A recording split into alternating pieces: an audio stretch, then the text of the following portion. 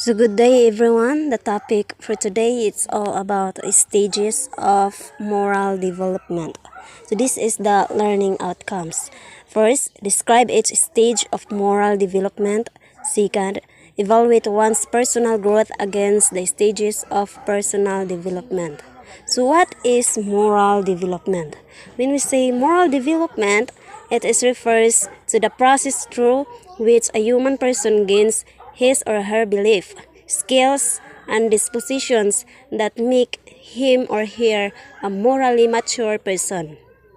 According to William A. Kay, 1970, has the following to say regarding the nature of moral development.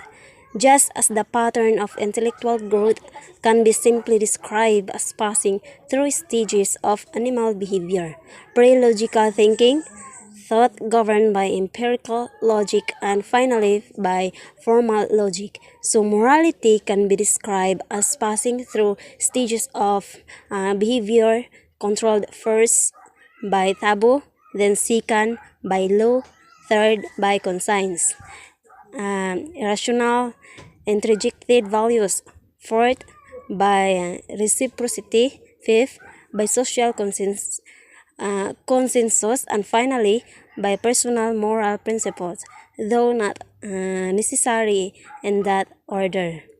Stated differently, the five stages may be reduced to three as follows. So the first is the moral stage: considerations, egocentric, hedonist, and prudential.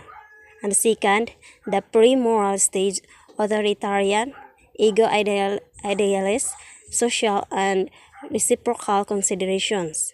Third, the moral stage: personal, autonomous, altruistic, rational, independent, and responsible considerations.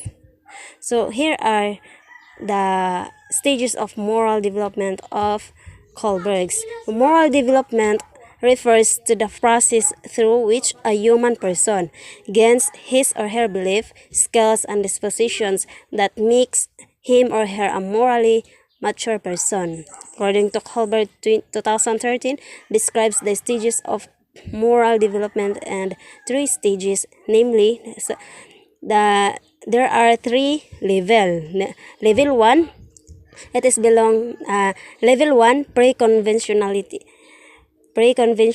morality, and the level 2 conventional morality, and level 3 post-conventional morality. So each level has two stages. It's of that there are 6 stages of moral development. They are described in details like level 1 pre-conventional morality. This is the lowest level of moral development in Kohlberg's theory. At the pre-conventional level, children don't have a person code of morality. Instead, their moral code is controlled by the standards of adults and the consequences of the following or breaking adults' rules. There is no internalization of moral values. Stage 1: obedience and punishment orientation.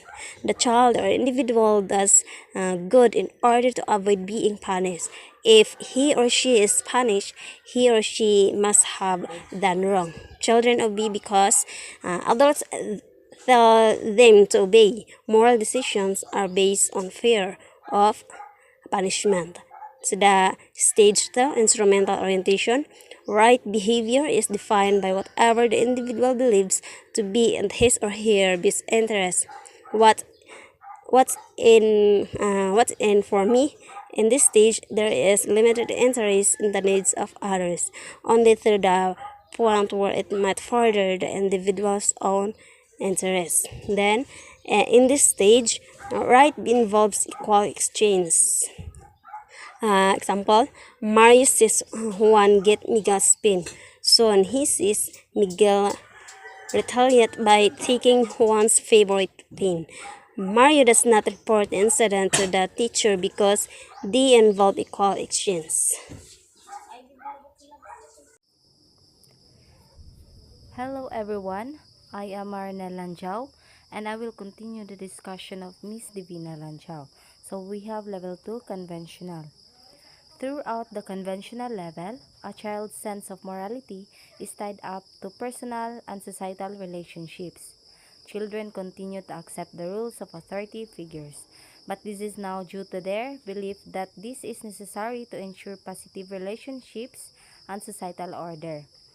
Adhere to rules and conventions is somewhat rigid during these stages, and the rules' appropriateness or fairness is seldom questioned.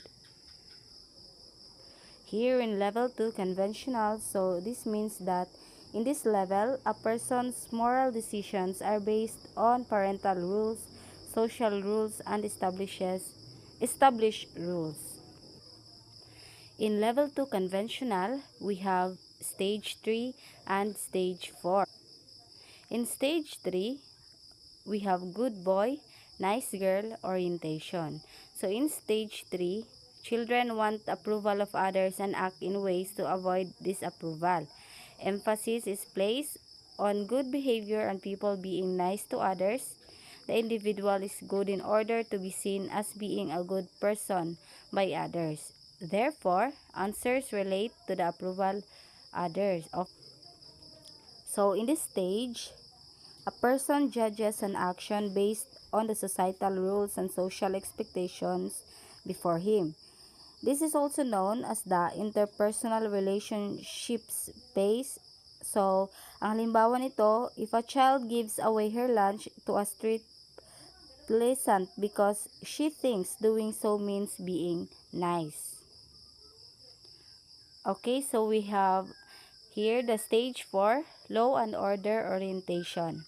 The child individual becomes aware of the wider rules of society, so judgments concern obeying the rules in order to uphold the law and to avoid guilt. It is a matter of I have to do this because the law says so. It is still blind obedience to the law, so morality still lacks internalization. It is the right thing to do.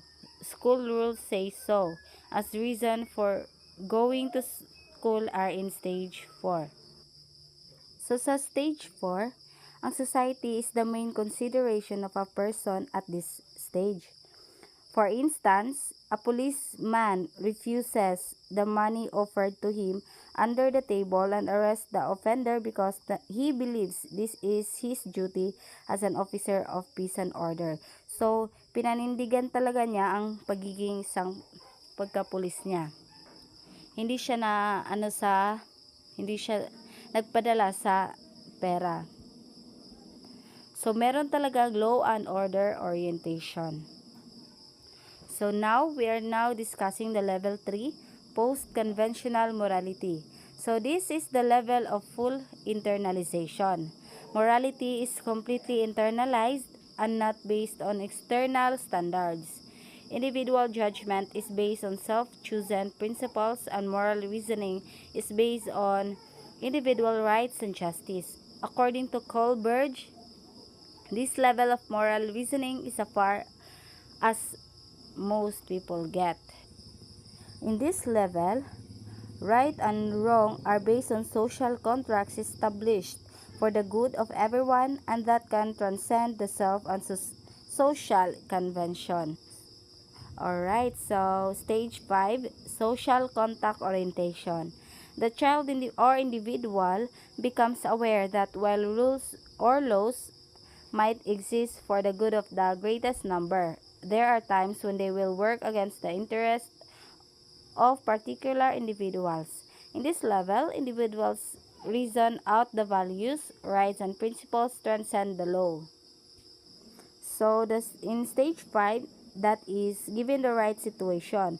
So, there are expectations to rules. When laws are not consistent with individual rights and the interests of the majority, they do not bring about good for people, and alternatives should be considered.